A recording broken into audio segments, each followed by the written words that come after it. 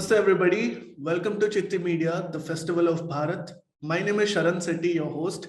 Today we have somebody who's been making the waves recently. He's almost everywhere on the internet, and his views on Afghanistan and India's history and civilization have been liked by many, and many are actually ascribing to it. And we were also very curious to hear from him about what he has to think about the developments in Afghanistan and India's civilizational links with it. Please join me in welcoming Abhijit Chavda ji. Abhijit ji, thank you so much for joining us. Thank you so much for inviting me. It's a great pleasure. Absolutely, the pleasure is ours too. Just a small introduction about Abhijit ji for those of you who may not know him. He's a theoretical physicist by profession, a historian, a technologist, and also a writer. Now, that is a very, very diverse portfolio that you carry. First, if I may ask a personal question to you, how do you balance, especially since you are from a background of science, why take interest in history? So I've always been interested in history as well. I have been a very curious person since my childhood. I've always liked history. I wanted to understand how the world works, what brought the world about, made the world the way it is today. So, and history would answer those questions. So that's why I've always been curious about history. And I've always followed history and geopolitics throughout my life. Right. So going into the topic of Afghanistan that we are talking about today, a lot of shows that we have produced personally in the last 1 week or so, we've got experts on strategic affairs, military people, and political experts to discuss about various tangents of Afghanistan. But what very few people know is the historical ties that we've had with Afghanistan. That brings me to my first question. How now, in a recent video, you actually told that Pashtuns have some sort of an ancestry that's related to the greater India. Could you please tell how that is for our viewers? Yes, so the Pashtuns are, if you look at the genetic studies that have been performed on the Pashtun populations, the Pashtuns are an extension of the greater northern Indian population. Genetically, they are very much the same as the people of northern India, whether it is Punjab, Haryana, Gujarat, Rajasthan, etc. If you look at their culture also, it's very similar. The Pashtun Attan dance, the national dance of the Pashtuns is called the Attan dance. It is almost exactly the same as the Gujarati Garba dance. Even the music sounds very similar.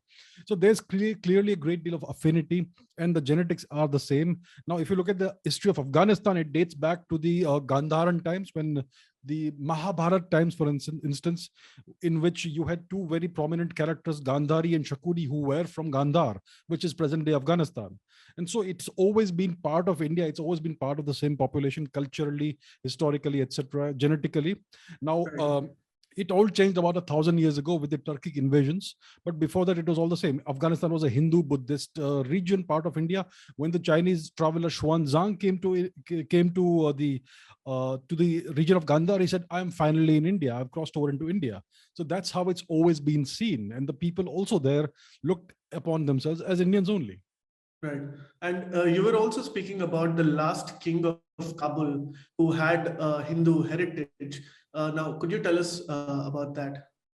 So the last native Hindu kings of Kabul were the Kabul Shahis, I believe, who were supplanted, and the Ghoris also.